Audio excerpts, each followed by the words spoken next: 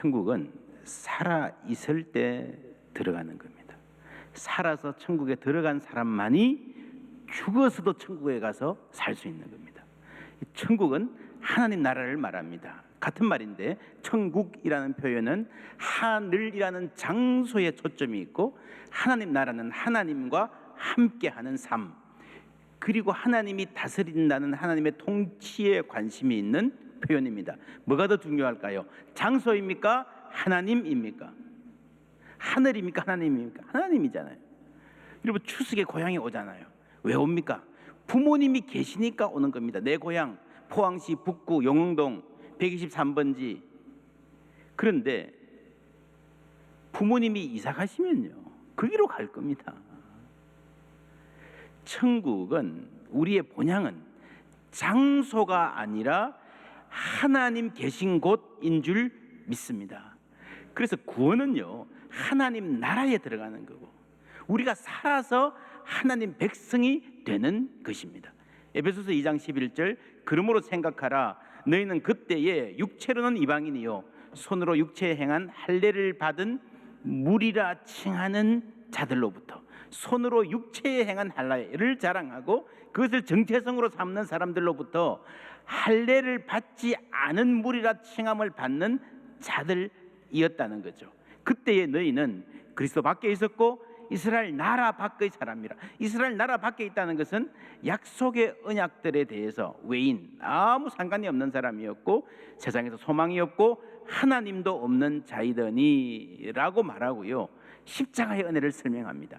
그리고 그 십자가의 하나님의 은혜의 결과로, 그러므로 19절에 이제부터는 너희는 뭐가 아니요? 외인도 아니요, 이스라엘 나라 입장에서 외인이 아니요, 나그네도 아니요, 오직 성도들과 동일한 시민이요. 여기서 성도들은 이스라엘 본래 백성을 말하는 겁니다. 성도들과 동일한 시민이요, 하나님 나라의 권속, family members라고 말합니다. 성도들과 본래 이스라엘 백성들과 동일한 시민이 되었다. 하나님 나라의 시민이 되었다는 겁니다. 여러분, 시민이라는 말이 주는 그 무게와 영광 아십니까? 시민이 아닌 사람들의 서름, 여러분 이민생활 해본 사람들은 알 겁니다. 지금도 한국에 와서 시민이 아닌 사람으로 살아가는 사람의 서름, 여러분 세상에서도요, 크고 붕한 나라의 시민이 되려고 그렇게 애타게 노력을 하는데, 하나님의 나라의 시민, 얼마나 대단한 특권입니까? 그리고 또 다른 말로 하나님의 권속이다. 하나님이 가장 되신 이 가족의 일원, family members라고 이야기합니다. 이 영광스러운 신분을 한쪽에서는 나라라고 표현하고 한쪽에서는 가족이라고 표현합니다. 이 둘의 공통점은요, 소속입니다. 속했다. 내가 이 나라에 속했고 가족의 일원이라는 거죠. 여러분, 다시 말씀드립니다. 구원은 우리가 살아서 예수를 믿어 예수님 덕에 하나님께 속한 사람이 되는 것입니다. 그래서 살아서 하나님의 통치에 들어가는 것이고, 여러분 그렇다면 더 이상 죄 아래 있지 않습니다. 죄를 전혀 짓지 않는다는 말이 아니고요, 더 이상 이 죄의 권세, 사망의 권세 아래 있지 않다는 겁니다. 하나님의 통치 아래 있는 사람은 죄의 권세를 이기고 사망의 권세를 이기고 영생을 누릴 것입니다. 그래서 우리는 살아있는 동안에 하나님의 나라 안에 들어가야 되는 것이요, 그게 하나님과의 관계가 회복되는 것이고 하나님의 백성의 일원으로 참여하는 것입니다. 다른 말로 하면 아브라함의 자손이 된다는 말입니다. 오늘 4장 1절 말씀, 육신으로 우리 조상인 아브라함이 무엇을 얻었다 하리요 라고 되어 있는데, 여러분 그 성경, 여러분 갖고 계시는 성경 각주에 보면요, 이런 번역이 있습니다. 그런즉 우리 조상인 아브라함이 육신으로 무엇을 얻었다 하리요. 비슷하지만 A, B가 좀 다르죠. 어떻게 다릅니까? A에서 보세요, 육신으로 우리 조상인 아브라함 이러면 여기서 우리가 누가 됩니까? 유대인이에요. 그죠? 육신으로 아브라함의 자손인 유대인들에게 우리라고 하는 이야기입니다. B의 번역은요, 그런즉 우리 조상인 아브라함이 육신으로, 육신의 방법으로, 육적인 방법으로 무엇을 얻었다 하리요라니까 완전히 다른 말이 되는 거죠. 여기서 우리라는 말은요, 이제 예수님 때문에 하나님의 백성이 된 이방인 플러스 유대인이 되는 겁니다. 그렇죠? 간단한 차이인데 굉장히 큰 차이입니다. 근데 B를 조금 더 상세하게 번역하면 C, 아브라함이 우리 조상이 된 것이 육신적인 방법을 통해서입니까? 라고 번역할 수 있습니다. 이 번역이 좀 더 나은 것 같습니다. 어쨌거나 B나 C는 아주 비슷합니다. 다시 정리하면 이 오늘 본문의 요점은요, 아브라함이 어떻게 우리의 조상이 되었는가 하는 겁니다. 바꾸어 말하면 우리가 어떻게 아브라함의 자손이 되었는가라고 하는 문제라는 거죠. 그것이 육신의 방법으로인가? 그게 아니라면 무엇인가 하는 게 오늘 초점입니다. 여러분, 육신의 방법이란 말이 무슨 말입니까? 기도해야 되는 시간에 졸고 있을 때에 예수님께서 오셔서 뭐라 그러셨어요? 마음은 원이로되 뭐가 약하다? 육신이 약하다. 이게 무슨 말일까요? 여러분, 마음은 원이로되 육신이 약하다는 말이 무슨 말일까요? 야, 너 체력이 약하구나. 몸보신 좀 하고 운동 좀 해야 되겠다, 베드로야. 그 말이 육신이 약하다는 말일까요? 체력이 약하다? 육신이 약하다? 아니죠. 내 힘과 결심 약하여 늘 넘어지기 쉬우니. 다리에 힘이 없어서 넘어지는 겁니까? 아니에요. 힘과 결심이 약해서 넘어지는 겁니다. 나는 참고 견디고 인내할 것이다 그랬는데 주먹이 먼저 나가요. 주먹이 너무 세서 상대방이 쓰러져 버렸어요. 여러분, 그게 넘어지는 거예요. 그게 약한 거예요. 그게 강한 게 아니고 그게 약한 거예요. 그게 육신이 약한 거예요. 주먹뿐 아니라 말펀치, 사람 쓰러뜨리잖아요. 참아야 하는데 못 참는 게 그게 육신이 약한 거예요. 어떤 문제를 해결하는데 전화 한 통으로 되는 사람이 있고요, 큰 사고를 쳐도 돈으로 때울 수 있는 사람이 있습니다. 합의금 지불하면. 없는 사람은 감옥 가야 되는데, 유능한 변호사를 고용하든지 친구 중에 뭐 높은 권력자가 있든지, 이러한 네트워크, 가문의 파워, 돈의 힘, 이 모든 것을 합쳐서 인간이 자기 문제를 해결하기 위해서 동원할 수 있는 모든 수단을 다 합쳐서 그거를 육신이라 그래요. 육신의 방법은 뭐예요? 인간 쪽에서 동원할 수 있는 모든 수단이 육신입니다. 그래서 육신이 약하다는 말은요, 인간적인 모든 수단을 다 동원해도 그 자리를 빠져나올 수 없다는 말입니다. 그래서 우리 밖에서 우리를 위하여 구원이 필요합니다. 이 4장에서, 로마서 4장에서 바울이 육신의 방법으로 3가지를 말합니다. 첫째, 행위인가? 두 번째, 할례인가? 세 번째, 율법인가? 뒤에서부터 봅니다. 아브라함이 율법으로 의롭다 하심을 받았는가? 아브라함이 율법으로 의롭다 하심을 받았는가? 여러분, 율법이 언제 생겼어요? 성경통도 우리가 하고 있잖아요. 출애굽기에서. 아브라함 어디 나와요? 창세기에 나와요. 창세기에. 그러니까 여러분, 아브라함이 율법을 지켜서 율법 때문에 의롭다 하심을 받았다는 게 말이 돼요, 안 돼요? 말이 안 되잖아요. 그때는 율법이 없었는데. 갈라디아서 3장, 이 약속들은 아브라함과 그 자손에게 말씀하신 것인데 내가 이것을 말하노니 하나님께서 미리 정하신 언약을 430년 후에 생긴 뭐가? 율법을. 뭐가 문제예요? 언약이 문제예요? 율법이 문제예요? 언약이 먼저 있고 430년 후에 율법이 왔기 때문에 폐기하지 못하고 그 약속을 헛되게 하지 못하리라 했습니다. 율법을 지켜서가 아니라는 것은 분명하죠. 아브라함 때에 율법이 없었습니다. 그래, 좋다. 그런데 아브라함이 할례는 받았잖아. 할례를 받았기 때문에 의로운 사람 된 거 아닌가 라고 물을 때 좀 더 우리가 세밀하게 들어가 봐야 됩니다. 할례는 창세기 17장에 나옵니다. 그런데 아브라함이 믿음으로 의롭다 하심을 받은 사실은 창세기 15장에 나오는 거예요. 먼저입니다. 뭐가 문제입니까? 믿음으로 의롭다 함이 먼저입니까? 할례가 먼저입니까? 의롭다 함을 받는 게 문제예요.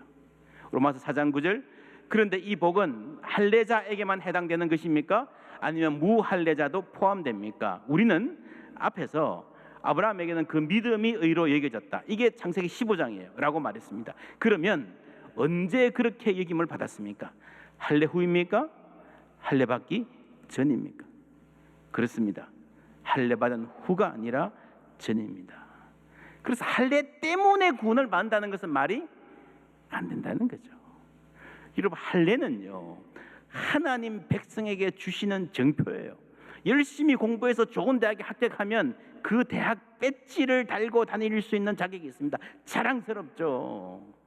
근데 여러분, 배지가 대학생을 만드는 건 아니에요. 아십니까? 아십니까? 요즘은 배지는 안 달지만요, 과잠이 무슨 말인지 아세요? 과점프, 학교 점프예요. 근데 여러분, 그 과잠을 입고 다니는 것 자체가 대학생 자격이 있다는 것을 보장합니까? 미국 명문대학 하버드, 예일, 스탠포드, 여러분 과잠이요, 동대문 가면 많아요. 요즘은 인터넷에서도 얼마든지 살 수 있어요. 그거 사서 입으면 명문대생이 되는 겁니까? 할례 받으면 하나님 백성이 되는 겁니까? 똑같은 질문이라는 거예요. 아브라함이 무할례자였습니다. 여호수아 24장 2절, 여호수아가 모든 백성에게 이르되 이스라엘 하나님 여호와께서 이같이 말씀하시기를 옛적에 너희의 조상들 곧 아브라함의 아버지 나홀의 아버지 데라가 강 저쪽에 거주하여 뭘 섬겼다고요? 다른 신들을 섬겼어요. 아브라함도 어릴 때부터 아버지 따라서 다른 신들을 섬겼다는 이야기. 여호수아서를 읽으면요, 한편에서는 아주 신나는 이야기지만 어떻게 보면 참 힘든 이야기예요. 진멸하라. 여리고 성에 가면 모조리 다 죽여라. 굳이 다 죽여야 되냐?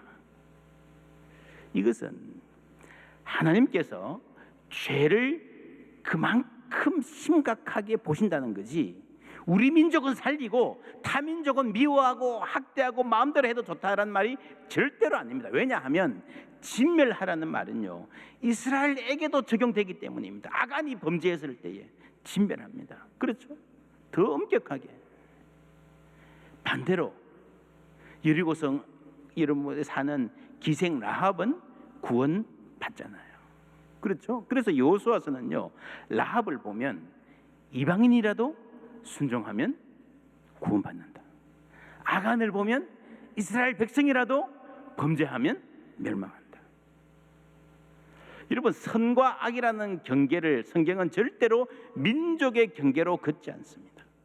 누구나 죄 지을 수 있고 누구나 타락할 수 있고 누구나 탈락할 수 있습니다.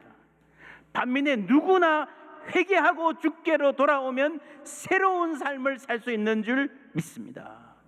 하나님이 이 돌들로도 아브라함의 자손이 되게 하실 수 있다 하셨어요. 그리고 여호수아는 여러분 땅을 분배하는 작업을 합니다. 이걸 아주 중요하게 기록합니다. 여러분, 가나안 땅에 죄가 가득할 때는요, 강자들이 땅을 차지하고 약자들은 주변으로 밀려납니다. 밀려나 소셜 마진, 어디까지 밀려나요? 여러분, 라합이 어디에 살았는지 아십니까? 라합이 어디에 살았어요? 성벽에 붙어 살았어요. 여러분, 이 공간의 상징성, 이 여리고라고 하는 이 죄악의 도시에서요, 맨 바깥 주변부에 매달려 사는 거예요. 누군가 쳐들어오면 가장 불안한 곳. 이 사람들은 땅이 없습니다. 가진 게 몸밖에 없어요. 이 약육강식의 정글에서 발붙일 땅 한 뼘 없이 그래도 살아보려고 대롱대롱 매달려서 사는 피로한 삶을 하루하루 이어가는, 하루라도 몸을 움직이지 않으면 추락할 수밖에 없는 사람들, 그런 사람들이 새로운 세상에는 당당한 주인공이 되는 거예요. 약속의 땅은 평화롭게 땅을 나누고 살아가는 곳입니다. 이집트에서 누군가의 노예로 살아가던 사람이 이제는 서로 평등하게 돕고 살아가게 된다는 겁니다. 이 나눔과 섬김의 샬롬 공동체, 구약이 보여주는 하나님의 나라입니다. 3장 29절에 이런 말합니다. 하나님은 다만 유대인의 하나님이시냐, 또한 이방인의 하나님은 아니시냐. 진실로 이방인의 하나님도 되시느니라. 할례자도 믿음으로 말미암아 또한 무할례자도 믿음으로 말미암아 의롭다 하실 하나님은 몇 분? 한 분이시니라. 하나님은 한 분이시니라. 여러분 믿습니까? 하나님은 한 분이십니다. 유대교의 일신론, 모노테이즘. 여러분 신명기 읽으셨죠? 쉐마 6장 신명기 핵심이라 그랬습니다. 이스라엘 백성 전체가 구약에서 가장 사랑하고 매일 암송하던 말씀입니다. 이스라엘아 들으라, 우리 하나님 여호와는 오직 뭐라고요? 유일한 한 분뿐이신 유일한 여호와시니 너는 마음을 다하고 뜻을 다하고 힘을 다하여 내 하나님 여호와를 사랑하라. 여러분 하나님은 유일한 분이시다. 쉐마의 핵심입니다. 다른 신은 없습니다. 강력한 일신론. 유대교는 강력한 일신론이었습니다. 저 사람들은 하나님은 한 분밖에 없다고 고집 피우니까 아주 자기 중심적이고 폐쇄적인 사람들이에요. 뭐 다른 부족의 신들도 좀 인정해주고 그렇게 좀 평화롭게 살면 안 되나? 다원주의입니다. 근데 여러분 아십니까? 그 다원적 종교 세계에 전쟁이 끊이지 않았습니다. 신들끼리 싸우는 거예요. 서로 자기 신이 잘났다 자기 신의 이름을 높이 들고 서로 싸우는 거예요. 여러분 지금 바울이 하는 말은요, 이 강력한 일신론, 하나님은 한 분이시다라는 믿음에 우리가 정말 철저하면요 사람이 넓어지고 포용적이 된다는 겁니다. 왜냐하면 아랍 사람 누가 만들었습니까? 아랍 사람 누가 만들었습니까? 하나님이 만드셨잖아요. 저 사람들도 우리 하나님, 아프리카 사람, 동남아 사람 전부 다 한 분 하나님이 지으신 사람들인 줄 믿습니다. 저들에게 다른 신이 있어서 그 신에게 속한 사람들이 아니고요, 저들도 우리 하나님이 지은 사람들입니다. 그렇죠? 일본 사람들은 누가 지었어요? 캄보디아 사람들은 누가 창조했어요? 저 아마존 정글에 사는 사람들은 누가 만들었어요? 하나님이죠, 하나님. 저 아마존 정글에 다른 신이 있어서 그 신이 책임지는 사람들인 게 아니고요, 캄보디아에는 다른 사람이 있어서 캄보디아는 그 신의 구역인 게 아니고요, 모두가 우리 하나님 지으신 세계에 속한 사람들인 줄 믿습니다. 그래서 여러분 세상에 참 하나님은 한 분뿐입니다.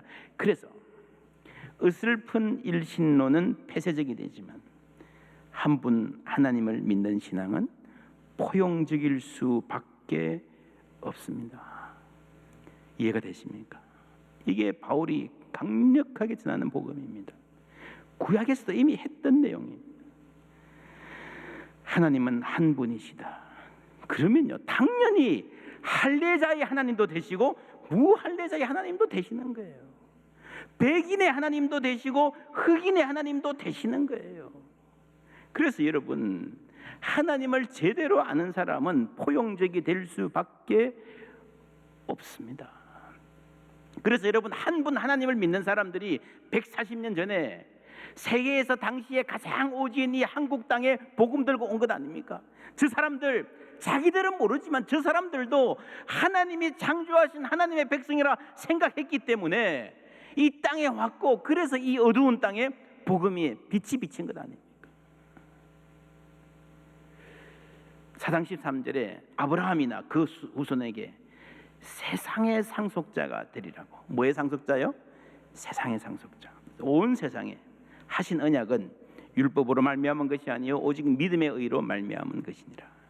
온 세상의 상속자, 온 세상을 다스리고 책임지고 섬기는 사명을 말합니다. 그래서 여러분 여호수아서에 나오는 그 땅을 나누어 주는 이 이야기는요, 우리가 그걸 읽는 것은 단순히 팔레스타인 그 조그만 땅이 어떻게 구획되는가 하는 이야기가 아니라 온 세상을 어떻게 다스리고 섬겨야 할지를 보여주는 모델이고 예언적인 행위라는 거예요. 보세요.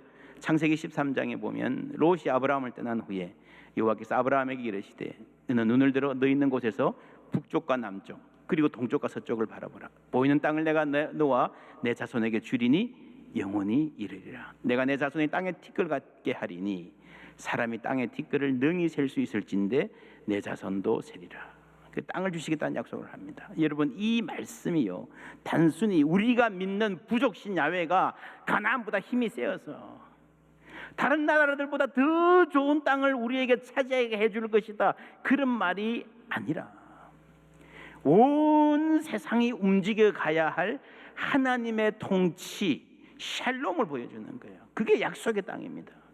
여러분, 결국 약속의 땅은요, 프라미스드 랜드, 약속의 땅은요, 온 세상을 위한 것입니다. 믿음으로 아브라함에게 속할 모든 사람들, 여러분, 이 말씀이, 이 땅을 주리라는 이 약속이 언제 주어졌는가 하면요, 조카 롯에게 좋은 땅을 양보하고 난 다음에 주셨어요. 양보하고 난다. 이 온유함을 보인 아브라함에게 주신 약속입니다. 예수님 말씀하셨죠. 온유한 자는 복이 있나니 그들이 땅을 기업으로 받을 것이며. 이 온유는요, 경쟁하지 않고 이웃과 함께 살아가는 생활 방식입니다. 하나님은 한 분이십니다. 우리 사회에 연약한 자들의 삶이 무너질 때에 하나님의 마음도 무너집니다. 소외된 이웃들이 눈물 흘릴 때에 하나님도 눈물 흘리십니다. 하나님은 한 분이십니다. 하나님은 그들의 하나님도 되십니다. 우리가 나와 다른 사람들에게 손을 내밀 때마다 우리는 하나님이, 내가 믿는 하나님이 얼마나 크신 분인지를 고백하는 것입니다. 한 분 하나님을 섬기는 사람, 그 하나님의 마음을 잘 아는 사람입니다. 그래서 아브라함은요, 환대의 대명사입니다. 부귀 중에 천사를 대접한 사람, 낯선 이들, 나와 다른 사람들을 환대하고 포용해 주는 것이 몸에 배어서 생활 습관이 된 사람입니다. 이방인과 섞여 살면서 그들의 칭송을 받았고 친구가 되어 주었고, 나그네를 위해서 집문을 열고 식탁을 차리던 사람이었습니다. 이 천사들이 하나님의 뜻을 전합니다. 소돔과 고모라를 멸망시킬 것이다. 그때 아브라함이 뭐라 그럽니까? 그래요, 저 나쁜 놈들 빨리 벌 주세요. 아니에요. 그 죄악 많은 도시들을 위해서, 멸망받아 마땅한 타락한 도시를 위해서 간절히 기도했습니다. 목숨 걸고 기도했습니다.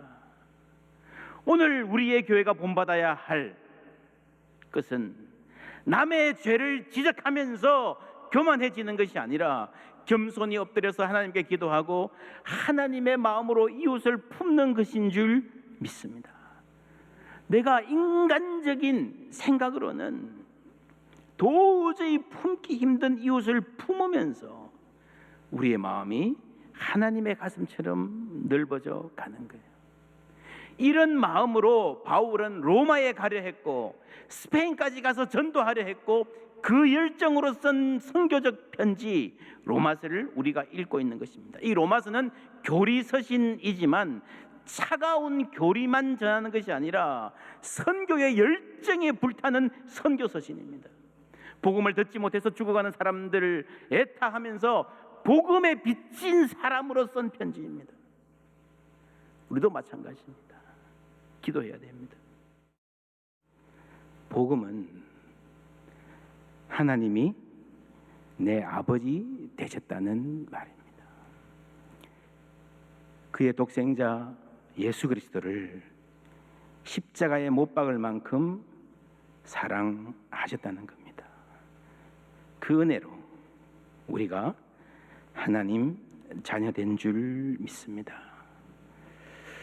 죽어서 가는 천국은 없습니다. 살아서 들어가야 해요.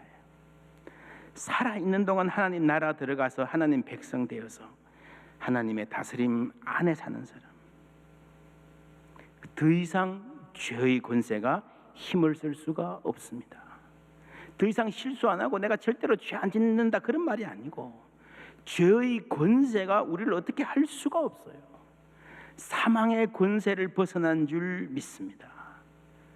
온 세상을 상속받게 될 것입니다. 할렐루야. 온 세상이 우리 아버지 것입니다. 그 마음으로,